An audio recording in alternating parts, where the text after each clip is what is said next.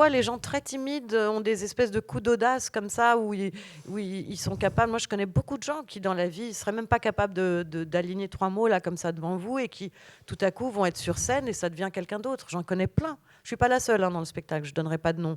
Mais il y a d'autres timides.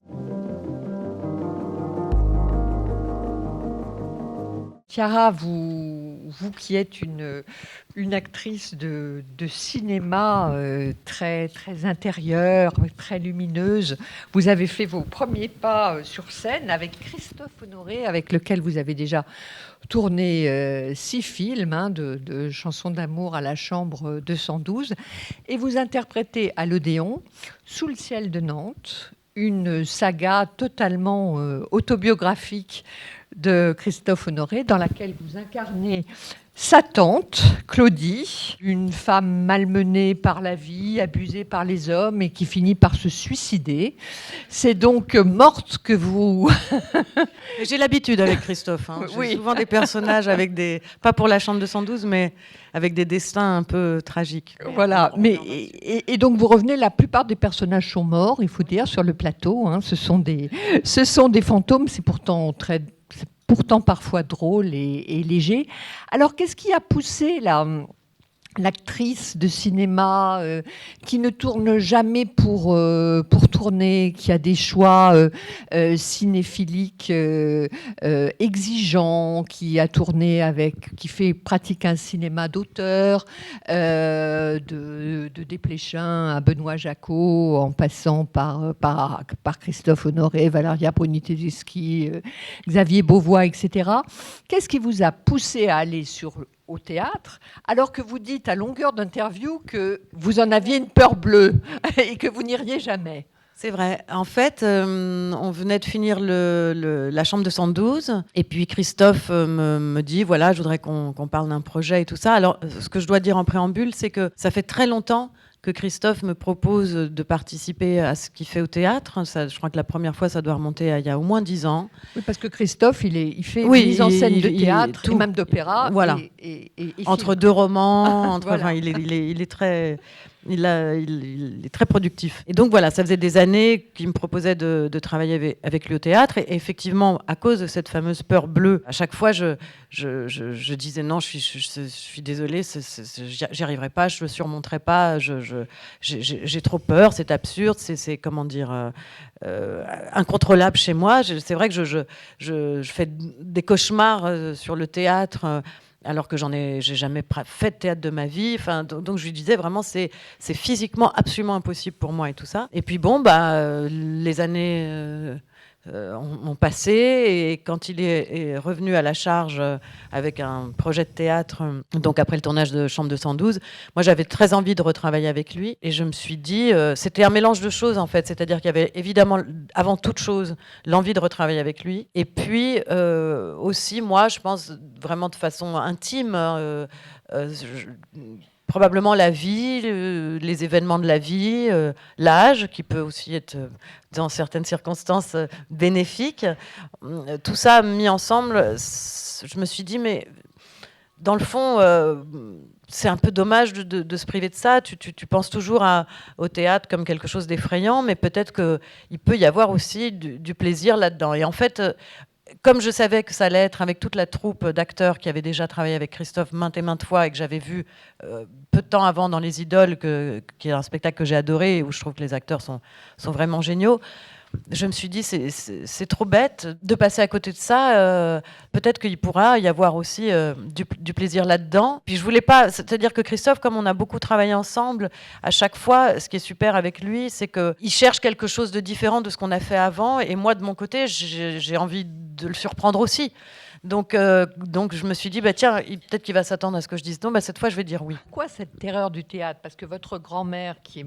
Même mon arrière-grand-mère était souffleuse à l'Odéon, nous, ça remonte à loin. Voilà. Mon arrière-grand-mère était souffleuse à l'Odéon, ma grand-mère était dans la troupe de l'Odéon pendant plusieurs décennies. Votre père a joué au théâtre. Mon père a commencé au théâtre. Moi aussi, d'ailleurs, à la MC 93, absolument. À la fin de sa vie. Il jouait même en chaise roulante. Et il a commencé là-dedans. Il a commencé au théâtre, parce que quand Visconti, il était... Exactement. Voilà. Et oui, et en plus, comme vous disiez, oui, il a fini même en chaise roulante quand il était très malade. Il a pas renoncé Oui, et il est allé vraiment. Une pièce super dure, en plus sur la mort, tout ça. Bon. Tout à fait. Et donc, oui, pourquoi est-ce que... Alors, parce que vous avez le théâtre dans le sang, autant que le cinéma. Mais je sais pas, j'ai jamais vécu ça comme ça et j'avais sans doute une idée un peu bête, quoi, un peu figée, voilà, où je restais vraiment. D'abord, cela dit, il y a quand même un truc par rapport à mon père, c'est que oui, je l'ai vu au théâtre, mais c'était pas pour moi des très bonnes expériences au sens où j'étais toujours très très inquiète de le voir sur scène, notamment dans la pièce dont vous parlez à Bobigny. Dernière lune.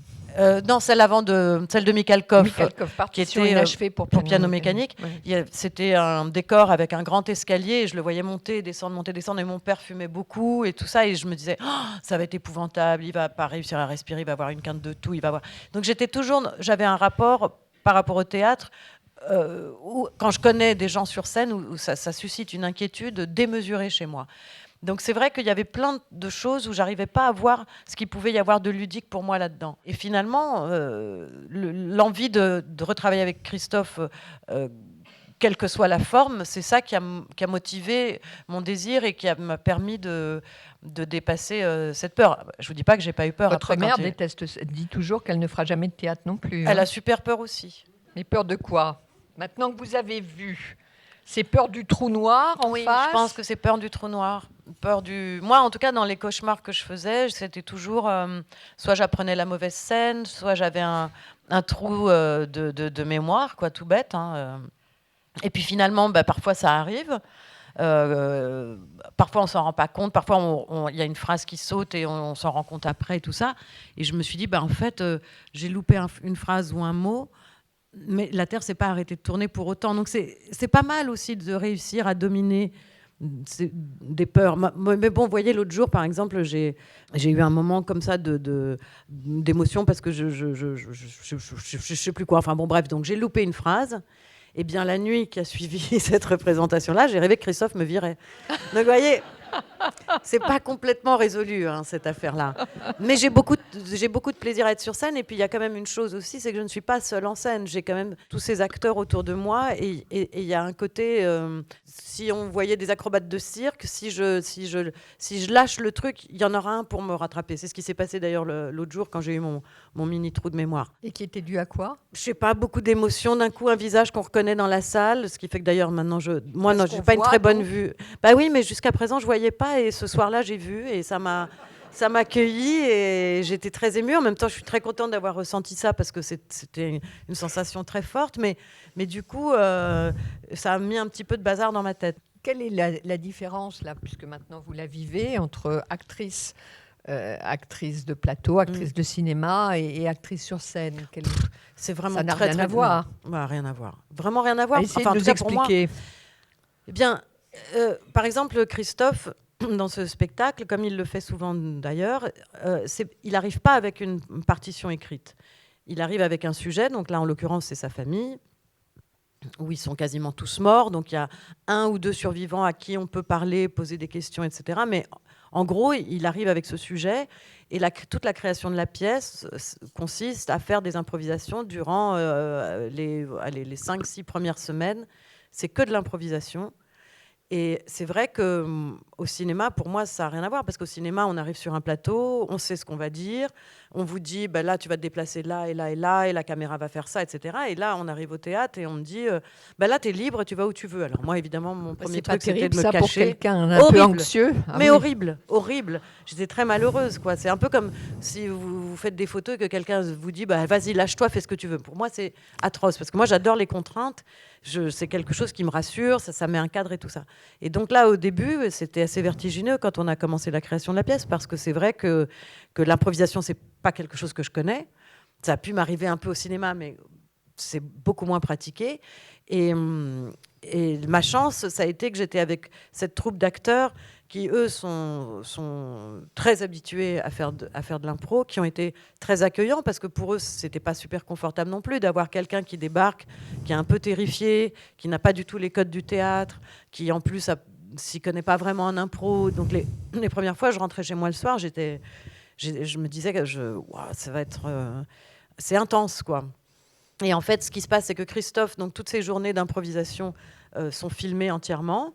elles sont ensuite retranscrites sur papier, et puis de là, lui, il crée des dialogues, des scènes, parfois il garde des phrases qu'on a pu dire dans l'impro. Souvent, la plupart du temps, il les réécrit en beaucoup mieux, parce que je pense que sur ce qu'on fait, probablement qu'il jette peut-être 70 ou 80% de l'improvisation, parce qu'évidemment, de l'improvisation toute la journée, ça c'est pas forcément toujours intéressant ce qu'on fait, mais en tout cas, c'était un exercice pour moi ultra violent, parce que quand il me disait, c'est prendre une place en fait, et ça c'est difficile.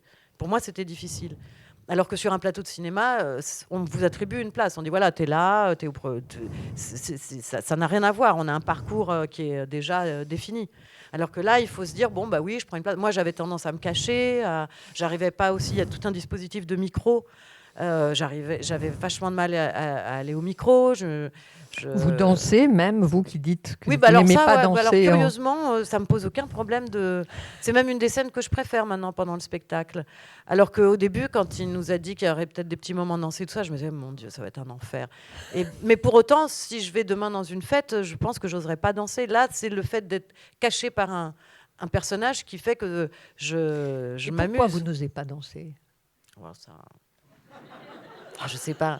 Ça a toujours été. Je danse chez moi si je suis seule ou tout ça, ou devant mes enfants ou des trucs comme ça. Mais dans une fête, tout ça, je suis un petit peu. Je suis un peu la fille qu'on met dans un coin et vous revenez 2 heures après, j'ai pas bougé quoi. C'est pas encore une grande liberté. Mais la liberté, je la trouve en revanche sur le plateau. Mais alors, comment cette fille qu'on met dans un coin et qui bouge pas a paradoxalement eu envie de faire du théâtre, du cinéma, d'être en pleine lumière? Oui, mais ça semble paradoxal. Oui, mais en même temps, je crois que pour avoir parlé avec des acteurs ou des chanteurs aussi, parfois les gens très timides ont des espèces de coups d'audace comme ça où ils sont capables. Moi, je connais beaucoup de gens qui dans la vie ne seraient même pas capables d'aligner 3 mots là comme ça devant vous et qui tout à coup vont être sur scène et ça devient quelqu'un d'autre. J'en connais plein. Je suis pas la seule dans le spectacle, je donnerai pas de nom. Mais il y a d'autres timides. Je ne suis pas la seule timide. Mais il y a quelque chose qui est très désinhibant. Finalement, il ne s'agit pas tant d'être dans la lumière, mais je crois que c'est d'être dans l'énergie d'un groupe, dans la vision d'un metteur en scène et dans l'interprétation de quelqu'un qui n'est absolument pas nous. Sûrement, sur un plan inconscient, il y a peut-être des choses qui se rattachent à un personnage, mais en gros, c'est tellement plus facile de vivre dans le prisme de quelqu'un qu'on invente ou qu'on recrée. Parce que là, en l'occurrence, pour Le Ciel de Nantes, ce sont des personnages qui ont vraiment existé. Alors, justement, comment vous avez travaillé à partir de ces personnages qui ont vraiment existé? Vous vous êtes renseigné. Qu'est-ce qu'il a de si extraordinaire, ce Christophe Honoré, en tant que metteur en scène, pour que vous aimiez tant travailler avec lui? D'abord, il a un très grand amour des acteurs. Et ça se voit vrai comment? Que sa bienveillance, à sa façon, d'abord parce qu'il nous écrit des partitions merveilleuses, mais aussi dans son... C'est pas quelqu'un qui va vous violenter ou qui va... Il a vraiment une finesse et une intelligence. Il sait très bien, son instinct le guide très bien dans son rapport aux acteurs, sa façon de nous parler, de même se mettre en scène. Par exemple, s'il y a une scène où, c'est arrivé très souvent, s'il y a une scène où on ne comprend pas tout à fait exactement ce qu'on voudrait, ou qui sent qu'il peut-être y a une forme de gêne, eh bien, il va vous dire, attends, regarde. Et il me dit, moi, je le joue très mal, mais regarde, ça, en gros, c'est ça. Et donc, à partir du moment où lui, il se met à notre place, ça aide énormément. Ça casse quelque chose de l'ordre de la réserve ou de la timidité, et son intelligence arrive à faire sortir des choses des acteurs que peut-être même les acteurs eux-mêmes ne soupçonneraient pas. Parce qu'il a réussi à faire sortir de vous une légèreté, je pense à Chambre 212, bien sûr, mais même là, dans ce rôle tragique de Claudie, qui se suicide quand même. Ouais, 2 fois en plus, parce que la première fois, elle se rate. Elle se rate, ouais. Oui. Oui, parce qu'elle est tombée sur du gazon. Donc elle explique qu'il faut mieux, quand on jette par la fenêtre, choisir un sol dur. Un sol dur.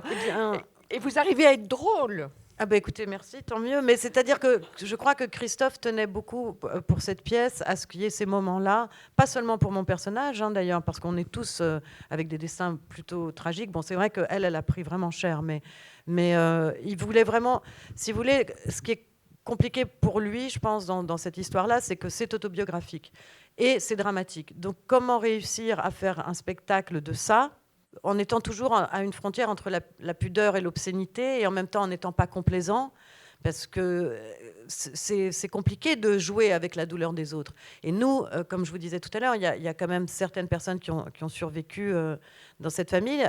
Et donc, on a eu la chance de pouvoir parler avec eux via des réunions en Zoom, parce que tout ça, c'était pendant le Covid. Et ce qui était très intéressant, mais comme je pense que tout le monde peut en faire l'expérience dans sa vie, c'est pareil quand quelqu'un vous raconte une histoire d'amour, vous n'aurez pas la même histoire racontée par l'un ou par l'autre dans un couple.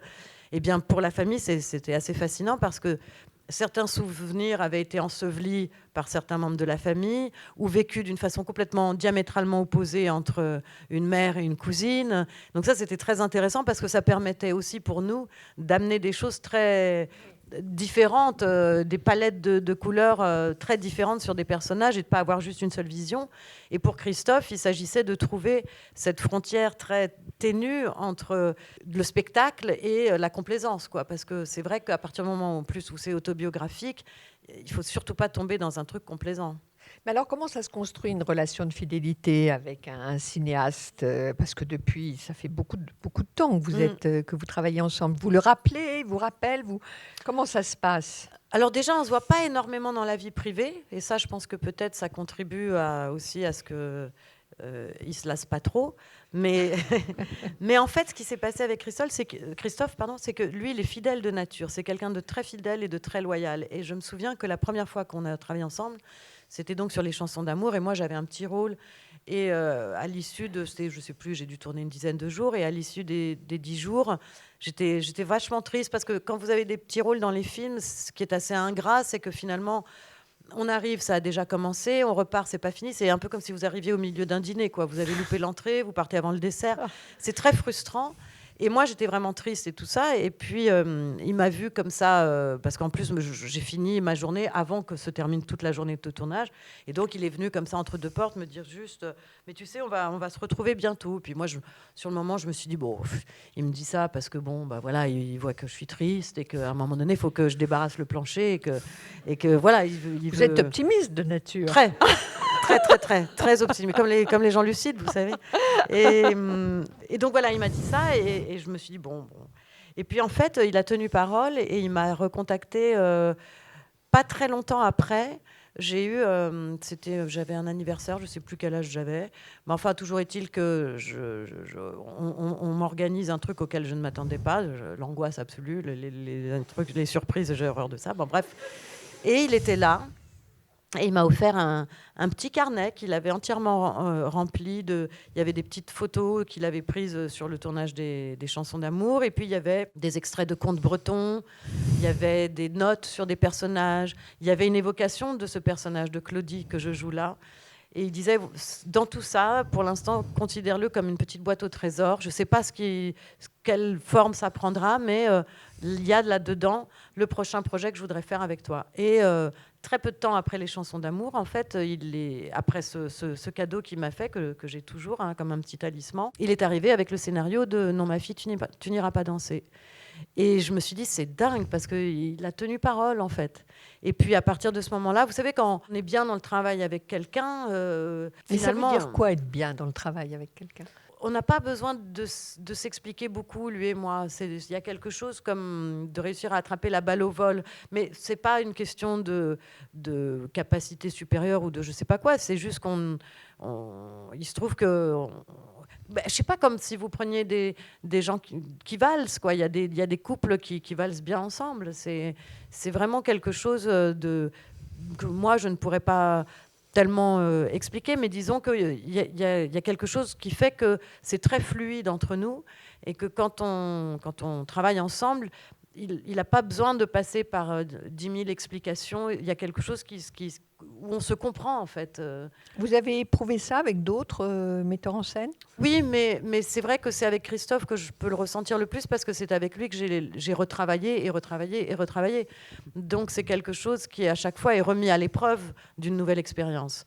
Alors que ce que j'ai pu ressentir avec certains metteurs en scène, peut-être que je suis toute seule dans mon coin à l'avoir ressenti et je ne sais pas si l'autre en face était autant en phase avec moi. Mais c'est vrai que quand on retrouve quelqu'un dans le temps, avec la vie qui passe par-dessus tout ça, etc., c'est aussi une façon de pouvoir solidifier quelque chose ou de se dire, bah oui, c'est bien ce que je pensais, en fait. Qu'est-ce qui a déclenché votre désir d'être actrice? Mon désir d'être actrice, à vrai dire, je pense que très petite, j'ai le souvenir d'avoir voulu faire du cinéma. Je ne savais pas très bien quoi. Je me souviens juste un jour que mon père s'était un peu énervé après moi parce que je pense que je devais déjà avoir envie du truc d'actrice, mais bon, avec ces parents-là, ma mère qui souhaitait que j'ai un métier plus sérieux, des études, des machins. Enfin, bref, je pense que le fait de pouvoir le formuler à moi-même est arrivé assez tard. Et je me souviens que avant de parler d'être actrice, un jour comme ça, au détour d'une conversation, j'étais assez petite, hein, et je crois que j'ai dit à mon père un truc, je lui ai dit, moi je ferais bien script sur un plateau. Mais comment tu peux? Mais script, mais tout le monde déteste les scripts sur un plateau. Ah bon, mais pourquoi? Mais parce que la script, c'est celle qui va dire qu'on n'est pas raccord, qu'on n'a pas le bon machin, qu'on n'a pas fait le geste comme on faisait dans l'autre plan. La script, pour lui, ça incarnait vraiment l'inspecteur des travaux finis, quoi. Vraiment le truc. Il me dit, mais c'est le pire truc et tout ça. Moi, je trouve ça assez passionnant, script. Mais bon, il m'a dit vraiment, tout le monde c'est pas possible, c'est des casse-couilles, des machins. Enfin, alors, je me dis, bon, ok. Et puis, mais je pense que j'étais passée par cette étape-là. Vous n'osiez pas dire actrice? Non. Mais à moi-même, je je n'osais pas le dire, je pense, non plus. Pourquoi? Mais parce que j'avais un grand frère qui avait tout laissé tomber ses études pour devenir acteur. Ça avait été un drame et tout ça. Et je pense que du coup, je me disais, ouais, moi, je veux pas de conflit et tout ça, tant pis, pense à autre chose. Donc je m'étais vaguement embarquée dans l'idée de peut-être... Parce que naïvement, je me disais, dans le fond, comme je suis bilingue en italien, j'ai qu'à être prof d'italien, comme si c'était un truc aussi simple que ça. Donc je m'étais dit, bon voilà, je ferais ça et tout. Et puis en fait, au lycée, j'ai eu la chance, on était tout jeunes, on avait 15 ans. J'ai rencontré Melville Poupeau, qui lui avait déjà fait pas mal de films, puisqu'il avait commencé tout petit, je crois vers 8-9 ans avec Raoul Ruiz. Et il venait, quand je l'ai rencontré, il venait de tourner La fille de 15 ans. Et Melville me dit, mais écoute, c'est complètement débile, t'as cette envie, essaye d'aller au bout de ça, et puis de toute façon, on est jeune, quoi. Tu pourras toujours, on passe le bac, et puis tu pourras toujours t'inscrire à la fac par la suite, si jamais, tu vois. Parce que ce qui est bizarre avec le métier d'acteur, finalement, c'est que, oui, on peut avoir du désir, mais jusqu'au moment où on a essayé, on ne sait pas si on va aimer ou pas. Tout est très, abstrait. On peut avoir un désir. Moi, j'adorais le cinéma parce que j'adorais voir des films. Ma mère était dingue de ça. C'est une grande cinéphile. Elle a toujours eu une vidéothèque absolument extraordinaire parce qu'à l'époque, c'était pas... Votre mère, Catherine Deneuve, ouais, donc. C'était pas...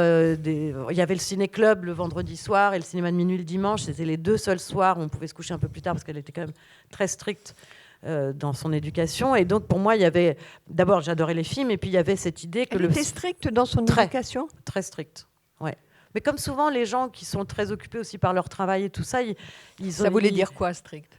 Je ne vais pas te raconter tous les détails, mais en gros, notamment sur l'heure du coucher.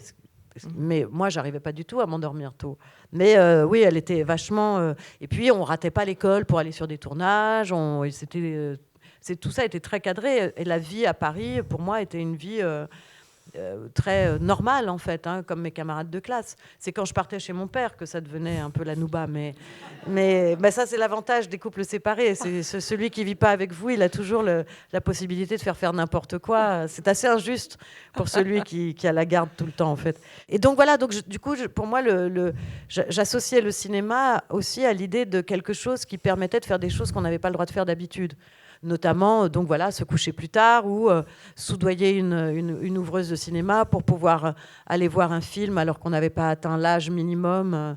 Parce que ça, c'est arrivé, et avec ma mère en plus, qui disait à l'ouvreuse, mais allez, enfin, écoutez, et moi je devais avoir, je sais plus, peut-être 9 ans, et elle voulait m'emmener voir un film qui était interdit au moins à l'époque, ça devait être 12 ans ou un truc comme ça. C'était quoi, C'était Le bal des vampires de Polanski. Oui, parce qu'il paraît que vous aimez J'adore. Et que Catherine Deneuve aussi aime les films de vampires. Oui, vampires, Frankenstein, tout ça, tous les films des productions de la Hammer, en fait, moi j'adorais ça.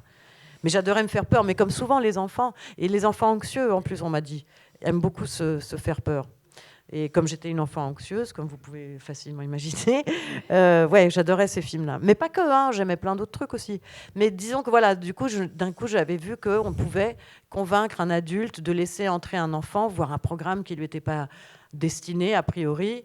Et puis, il y avait par ailleurs le rapport avec mon père, qui était complètement tourné autour du cinéma, parce que mon père tournait tout le temps. C'est ce qu'il préférait faire le plus au monde. Et c'est là où il était le plus fréquentable, parce que c'est vrai que dans la vie normale, s'il n'était pas en train de travailler, il s'ennuyait un peu et tout ça. Donc là où il était le plus accessible, le plus merveilleux, en fait, c'était sur les plateaux, bizarrement. Il n'était pas du tout un acteur qui dit « Ah non, mais viens pas me parler, parce que là, je dois me concentrer. » Il était vraiment... il rayonnait, quoi. Et donc, je pense que pour moi, les plateaux de cinéma étaient très associés à ça, c'est-à-dire que les meilleurs moments que j'ai vécus avec lui, c'était sur des plateaux de cinéma. Et pas à cause des films, mais à cause de ce qu'il était à ce moment-là, quoi, de son côté solaire, adorable, drôle, etc.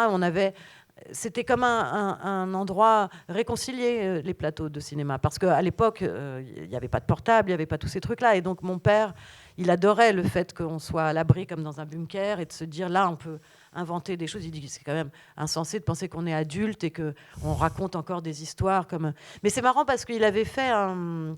J'ai le souvenir d'un...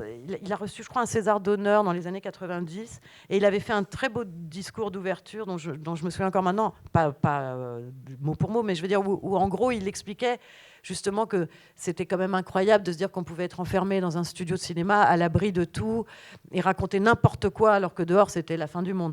Et ça, c'est vraiment quelque chose qui le représentait vraiment. C'était vraiment comme ça qu'il vivait les choses. Et donc pour moi, les plateaux, aussi, je ne connaissais rien d'autre que les plateaux, mais il y avait ce côté magique du plateau aussi à cause de cette relation que j'avais avec lui. Donc c'était à la fois une passion pour moi de voir des films, de cinéphile, et en même temps, il y avait tout cet aspect très intime de notre relation à nous, que j'ai compris par la suite. C'est pas que je me suis dit, ah ben, je veux être actrice, parce que c'est que des choses qu'on comprend en vivant des tournages, et puis petit à petit, il y a des choses qu'on finit par un peu mieux comprendre de soi-même, mais c'est pas quelque chose de volontaire de ma part, disons. Vous avez des souvenirs de Fellini, par exemple? Oui, bien sûr, bien sûr. Alors, comment c'était? Ben, il m'intéressait pas du tout, moi, parce que j'étais petite, donc j'avais pas du tout vu ses films. La première fois que je l'ai rencontré, je crois que je devais avoir 6 ans. Et je me souviens du plateau parce que c'était la Cité des Femmes et il avait construit un décor extraordinaire où il y avait des montagnes russes gigantesques sur lesquelles le personnage descendait comme ça sur un petit chariot. Et moi, ça m'avait beaucoup impressionné parce que c'était énorme. Et puis c'était Cinecittà, donc c'est vrai que c'était très spectaculaire. Mais à part ça, lui, en tant que personne, ne m'avait pas... Enfin, pour moi, c'était le copain de mon père. Le soir, on allait dîner au restaurant ensemble après, mais je n'avais pas conscience du génie que c'était. C'est plus tard, à l'adolescence, une fois que j'avais vu ces films et tout ça, où j'ai pu mesurer un petit peu mieux, quoi. Et pourquoi votre mère s'opposait à ce que vous vouliez que vous fassiez des études et pas être actrice? Mais en fait, c'est pas vraiment qu'elle s'opposait, parce que c'était plus l'idée de décevoir. C'est-à-dire que c'était pas « je t'interdis », parce qu'elle est pas idiote, hein. Elle sait bien on n'était plus au 19e siècle, mais c'était l'idée de... je pense que d'abord, comme femme, malgré la carrière qu'elle a eue, c'est quelqu'un d'extrêmement lucide et souvent revenait quand même ce discours de dire c'est tellement difficile pour les femmes ce métier, ça s'arrête beaucoup plus tôt que pour les hommes, c'est quelque chose de beaucoup plus cruel, le physique compte énormément, etc. Et c'est vrai que, bon, comme c'était elle en plus qui disait ça, c'était un peu écrasant. C'est-à-dire que c'est vrai, je me disais, oui, non, si elle le vit comme ça, moi c'est foutu, quoi. Et je pense qu'il y avait... oui, il y avait pour elle une peur de mère qui passait avant ce qu'elle était comme actrice aussi. C'est difficile d'avoir une mère très très belle?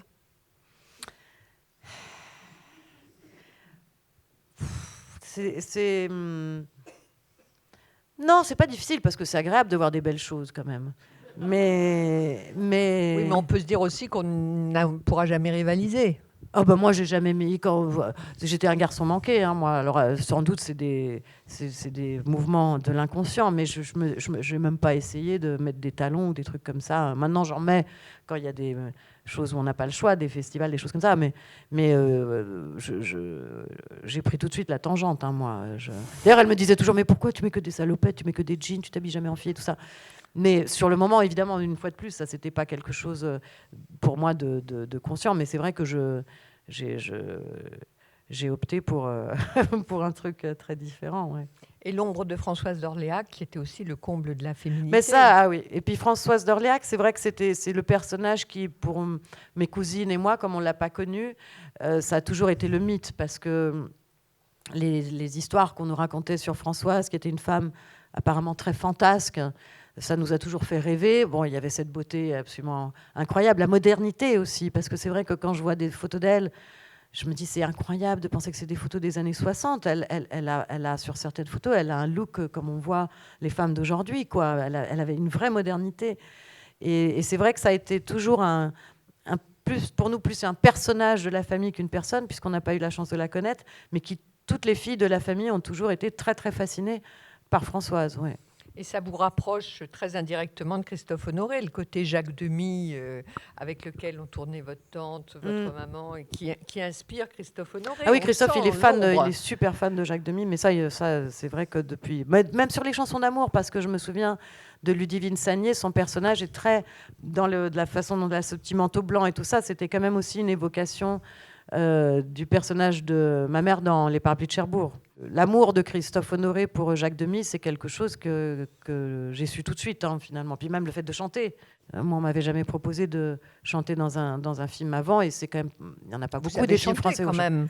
Mais à l'époque, c'est rigolo d'ailleurs, parce que quand j'avais demandé à Christophe, je lui avais même pas demandé parce que j'aurais jamais pris ce risque, mais quand il m'avait expliqué pourquoi il avait pensé à moi, c'est parce qu'en fait, il m'avait entendu, oui, sur un disque de Benjamin Biolay, et qui m'avait dit, voilà, moi je t'ai entendu chanter et j'ai besoin de quelqu'un qui chante. Mais c'est pas courant quand même dans le cinéma français de nos jours de chanter.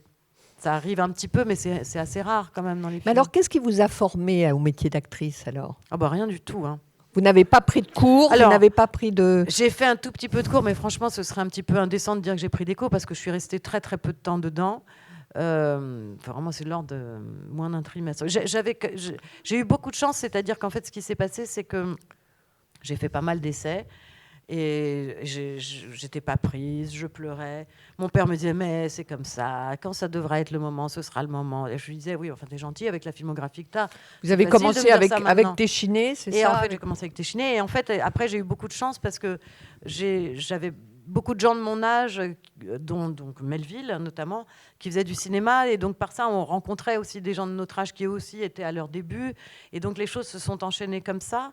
Et après, une fois que j'ai fait mon premier film, c'est vrai que j'ai continué de travailler, quoi. Il n'y a pas eu de moment d'arrêt vraiment, en fait. Ça s'est enchaîné plus par des rencontres. Donc vous avez appris sur le tas. Exactement. Et puis avec votre hérédité, quels conseils est-ce que vos parents vous ont donné des conseils l'un comme l'autre? Non, parce que là-dessus, ils étaient vraiment très intelligents. Ils disaient... On n'a pas donné de conseils parce qu'il faut aussi faire des erreurs et il faut que ces erreurs, elles soient motivées par tes choix à toi parce que c'est comme ça qu'on apprend. Donc ils m'ont pas vraiment donné de conseils. Mais je me souviens juste de mon père qui me disait, écoute, ce qu'il faut vraiment, c'est réussir à traverser un travelling, donc c'est les rails sur le sol, sans regarder tes pieds. Il dit à part ça... Mais il avait ce truc de grande modestie en fait, parce que c'est vrai que c'était un grand acteur, mais vous savez, c'est rigolo parce qu'il avait tellement pas... Je pense aussi que c'est pour ça que les gens, en dehors de son talent, étaient aussi très attachés à lui. C'est que mon père n'avait pas du tout d'artifice. C'est pas quelqu'un qui essayait de se présenter autrement que comme il était. Et il a toujours eu, jusqu'à la fin, il a toujours eu cette modestie. Parfois, je me souviens, les gens venaient demander des autographes. Ils disaient, mais pourquoi je suis tout vieux maintenant? Pourquoi? Enfin, il a toujours gardé un truc vraiment de grande humilité. Et c'est marrant parce que j'ai retrouvé une lettre qu'il avait écrite avant même de faire du cinéma, quand il était au théâtre, avant même d'être pris dans la troupe de Visconti, parce qu'au départ, il a fait du théâtre amateur.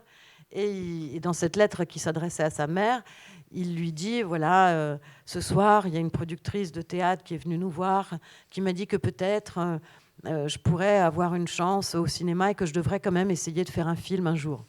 Et c'est vraiment quelqu'un qui a gardé cette fraîcheur-là jusqu'au bout. Il n'a jamais rien pris pour acquis. Mais je crois que je me suis complètement éloignée de votre question, non? Non, je voulais vous demander si vos parents vous avez les conseils. Oui, voilà. Donc non, sur le truc, voilà, lui il m'avait dit ce truc du travelling. Et l'autre truc qu'il m'avait dit, c'est n'anticipe aussi jamais le texte. C'est-à-dire qu'on apprend un texte, mais il me dit ensuite il faut d'une certaine façon le désapprendre parce que sinon ça casse toute toute sensation de fraîcheur. Il faut que le texte soit maîtrisé tellement bien que tu n'as plus besoin de te préoccuper de ça et que du coup, toi réellement quand tu le dis, tu es l'air de le découvrir au moment où tu le dis et pas de réciter en fait. Mais alors, comment vous avez appris votre Ben, métier? grâce à des metteurs en scène, j'ai eu beaucoup de chance parce que c'est vrai que André Téchiné était vraiment un très grand directeur d'acteurs. Et puis après, j'ai eu la chance de travailler avec des gens très différents les uns des autres, tous avec des univers très particuliers parce qu'il y a eu Raoul Ruiz, il y a eu Xavier Beauvois, il y a eu vraiment des gens qui font des films qui n'ont rien à voir les uns avec les autres et qui m'ont beaucoup appris en fait de façon très différente. Je me souviens qu'avec jusqu'à ce que je rencontre Xavier Beauvois, j'avais toujours un rapport assez douloureux, c'est-à-dire j'étais toujours très très angoissée, avec un côté presque un peu peut-être scolaire même, au sens où j'avais mal au ventre et tout ça. Et puis la liberté de Xavier Beauvois dans sa façon de mettre en scène quand on a tourné N'oublie pas que tu vas mourir, parce que c'était aussi une parenthèse enchantée dans ce tournage, qui était un film très sombre. Mais moi, j'apparaissais dans une partie qu'on tournait en Italie. Et pendant 15 jours, comme ça, c'était un tournage coupé de tout le reste du film, et qui était vraiment la seule partie solaire du film. Et Xavier, à ce moment-là, était heureux et très libre. Et c'est vrai que d'un coup, sa façon d'appréhender les choses m'a vachement libérée aussi. C'est-à-dire qu'on pouvait faire les choses dans la joie, dans un truc d'improvisation, de quelque chose il avait une énergie très particulière.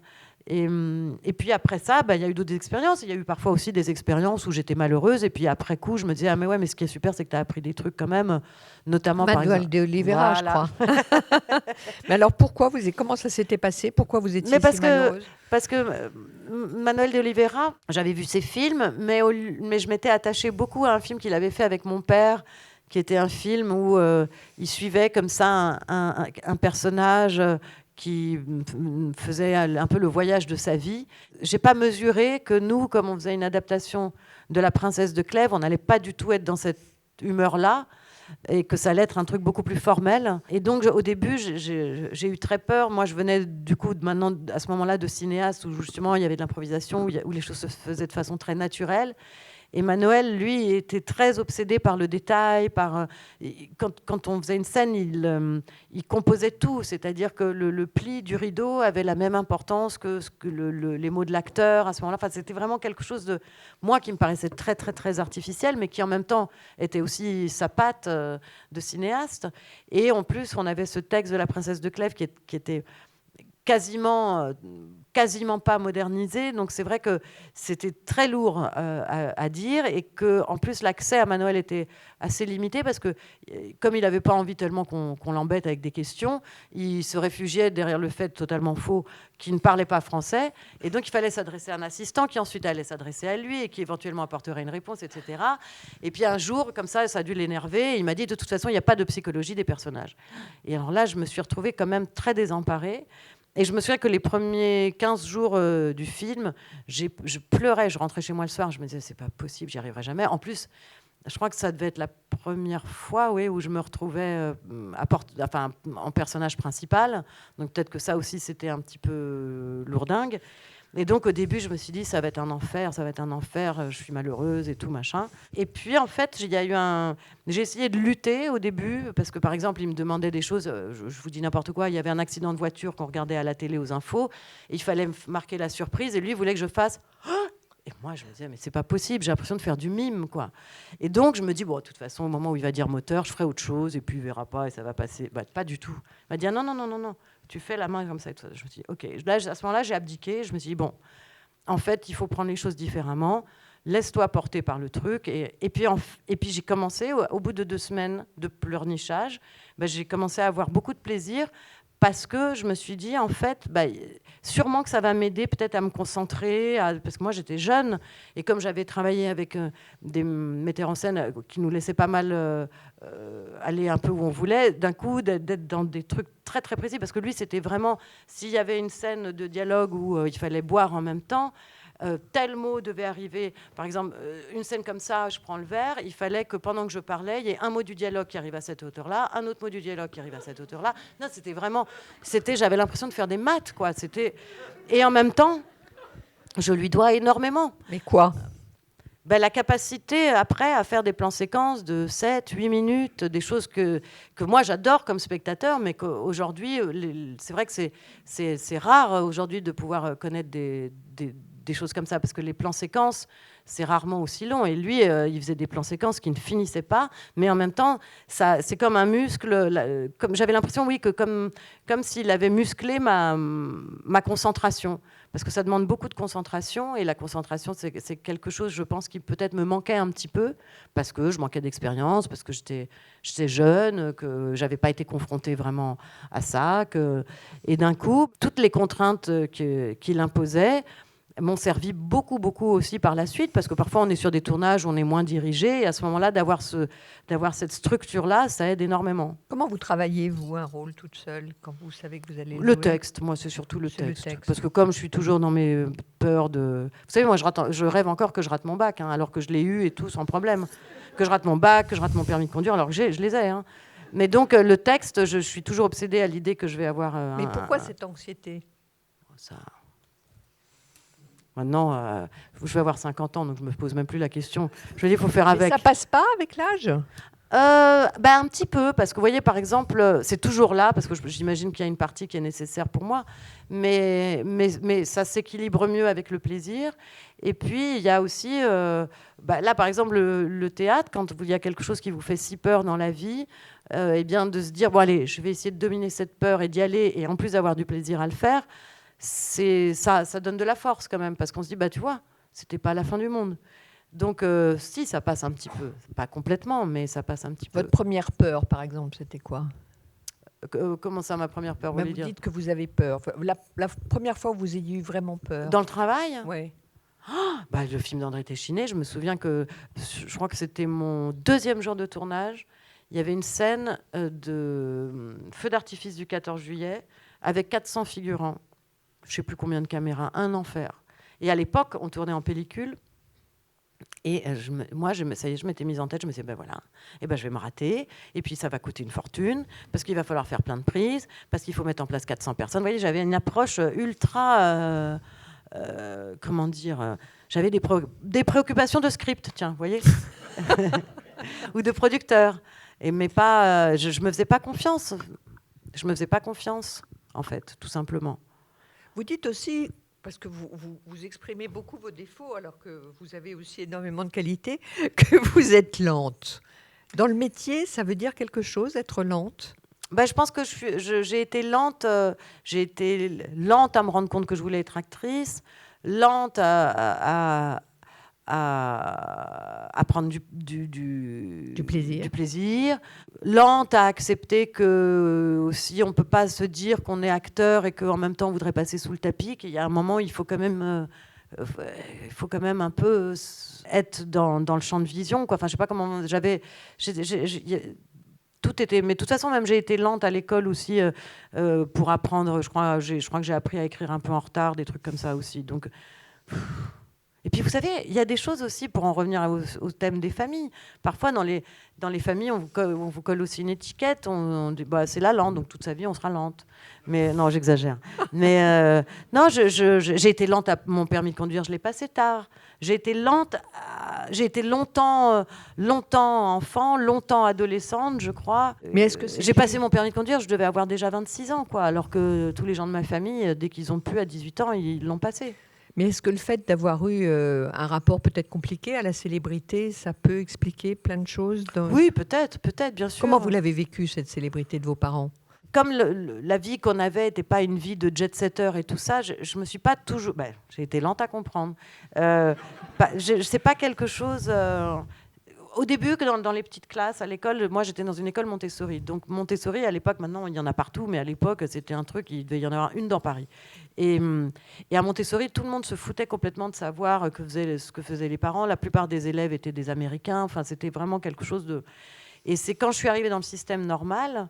dans l'éducation nationale normale, quoi, classique, que je me suis rendu compte que d'abord j'avais plein de lacunes, mais je remets pas du tout en question Montessori, hein, je trouve que c'est génial, mais il y avait plein de choses classiques que nous on n'avait pas faites, et puis il y avait le regard des autres qui tout à coup était différent, quoi, parce que eux, par contre, ils avaient conscience, et certains profs aussi, parfois. Donc des fois une petite phrase humiliante, un petit truc comme ça, un peu embarrassant. Et donc petit à petit, ce truc-là a commencé à se mettre en place. Mais sinon, le premier rapport à la célébrité, mais sans comprendre du tout, c'est quand j'étais toute petite. J'ai le souvenir des paparazzi en Italie, par exemple, atroces, quoi. Parce qu'en Italie, les paparazzi, ils se cachent pas, ils viennent vraiment physiquement sur vous.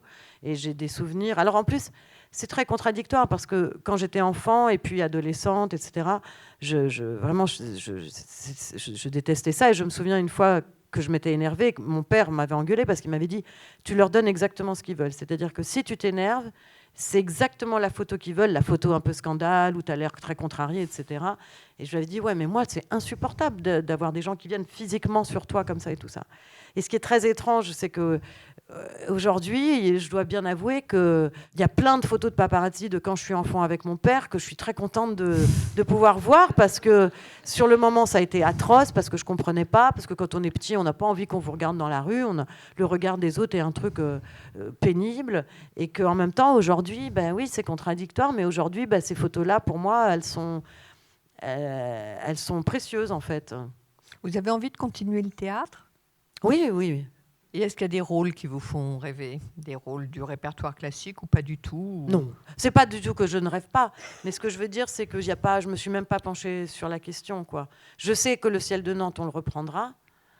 Est-ce que je ferai autre chose ? Ça, je sais pas. Pour moi, c'est tellement lié à la rencontre avec un metteur en scène ou un cinéaste. C'est vraiment le truc essentiel, parce que il y a comme quand on est dans une dynamique comme ça d'admiration, de vouloir surprendre l'autre, finalement, ça relève presque du rapport amoureux. Il y a un état amoureux qui se met en place parce qu'on a envie de se surpasser, on a envie de le surprendre là où il ne s'y attend pas, on a envie de faire plaisir, on a envie de... Et pour moi, c'est vraiment lié à la personne qui, à ce moment-là... dirige le film ou la pièce. Et c'est pour ça, comme très jeune, j'ai eu la chance de rencontrer des gens très, très incroyables. Je ne sais pas si vous avez déjà eu la chance de rencontrer quelqu'un comme Raoul Ruiz, qui était vraiment un personnage étonnant, qui avait l'air de toujours savoir plein de choses. On savait plus si parfois les histoires merveilleuses qu'il racontait, il les inventait ou si vraiment il les avait vécues. Mais on s'en foutait à la fin de savoir si c'était vrai, pas vrai, parce c'était un conteur formidable. Et il y a plein de gens que j'ai eu la chance de côtoyer dès mon plus jeune âge qui étaient comme ça, des êtres assez particuliers. Et je pense que pour moi, oui, ça a toujours été ça qui comptait le plus. Vous vous sentez plus la fille de votre père ou de votre mère ? Bon, ce serait dégueulasse de répondre à ça. Du mieux, selon les jours. Non, mais c'est comme les matchs France-Italie. Mon père me disait, t'es jamais perdante. De toute façon, France-Italie, que ce soit l'un ou l'autre, tu vois. Donc, je pourrais pas vous dire. Je pense que ça, c'est peut-être les gens extérieurs à moi qui pourraient plus s'en rendre compte. Moi, je me rends pas tellement compte. Sur cette métaphore footballistique, on vous remercie et on vous souhaite une bonne soirée. Mais merci à vous, merci beaucoup. Merci.